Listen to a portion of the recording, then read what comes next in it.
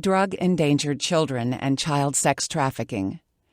In this short course, you'll learn how children who are endangered by their parents' or caregivers' substance misuse and drug activity are vulnerable to child sex trafficking, and what you can do to identify, intervene, and help them.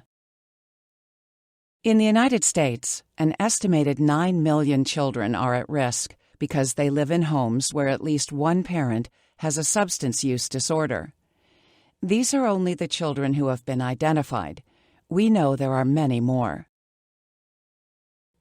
Danny is 13 years old. His mother is addicted to heroin and marijuana and doesn't work a steady job to pay for food and shelter. Danny is a drug-endangered child. The National Alliance for Drug-Endangered Children defines drug-endangered children as children who are at risk of suffering physical or emotional harm as a result of legal and/or illegal drug use, possession, manufacturing, cultivation, or distribution. They may also be children whose caretakers' legal and/or illegal substance misuse interferes with the caretaker's ability to parent and provide a safe and nurturing environment. Danny's mom drops him off at her drug dealer's home and picks him up hours later, along with a supply of heroin and marijuana. Danny's mother traded her son for heroin and marijuana because she didn't have the money to pay for drugs. Under federal law, child sex trafficking is defined as the act of recruiting, harboring, transporting, providing, obtaining, patronizing, soliciting a child for commercial sex, including prostitution, and the production of child pornography. Since children cannot provide consent, they are considered victims. More than 200,000 children are victims of sex trafficking in the U.S. every year. For most victims, child trafficking starts in the home. This is known as familial sex trafficking, just like in Danny's case. Familial sex trafficking occurs when a family member, like Danny's mom, gives offenders explicit images of or sexual access to victims in exchange for drugs, money, or something else of value. 82% of familial trafficking is related to drug use. Danny's behavior at school drastically changed when the trafficking escalated from photos to sex acts. His teacher asked if something was wrong. Danny said no because, in his mind, he had gone along with it to help his mom. The teacher took Danny at his word and didn't report to child welfare. This was a missed opportunity for intervention. Law enforcement missed an opportunity to identify the sex trafficking and drug endangerment when they were called to the home during a domestic dispute, but didn't interview Danny. Children are vulnerable when parents or caregivers are involved with substance misuse and drug activity. In these situations, there is often inadequate supervision, chaotic homes, and poverty, leaving the children vulnerable to sex trafficking. Recognizing the overlap between drug-endangered children and trafficking is not automatic for most professionals.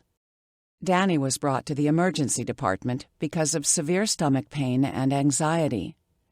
The emergency department doctor asked numerous questions and determined that Danny was being impacted by substance misuse in the home and was being trafficked. The doctor contacted child welfare and law enforcement to make a report and collaborate on Danny's case.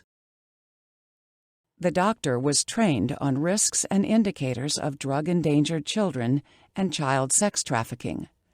All professionals need to be aware of these. Some of them include frequent medical visits, difficulty in school, including excessive absences, and problems with peers, cognitive, behavioral, or emotional problems, prior or current involvement with the child welfare system, foster care, or law enforcement. You can help drug-endangered children who are at risk for or victims of child sex trafficking through identification, intervention, and support. Many professionals from many disciplines see the risks and the subsequent impacts of parental and/or caregiver substance misuse and drug activity every day. These professionals are key in identifying children at risk for child sex trafficking at the earliest point, so that intervention can be provided to change the trajectory of these children's lives and help to break the cycle of abuse and neglect. In DEC efforts, identifying children will prompt a collaborative response and intervention by multiple professionals. Danny was connected with services and got the help he needed. Eventually, he became a peer mentor for other children who had been through similar situations. Today, you learned about how children who are endangered by their parents' or caregivers' substance misuse and drug activity are vulnerable to child sex trafficking, and what you can do to identify, intervene, and help them. Each and every one of us can change the status quo and change the trajectory of the lives of children like Danny. To learn more about human trafficking, including child sex trafficking, go to OURrescue.org. To learn more about drug-endangered children like Danny and how you can help, contact us at info@nationaldec.org or visit nationaldec.org for information about additional trainings and resources.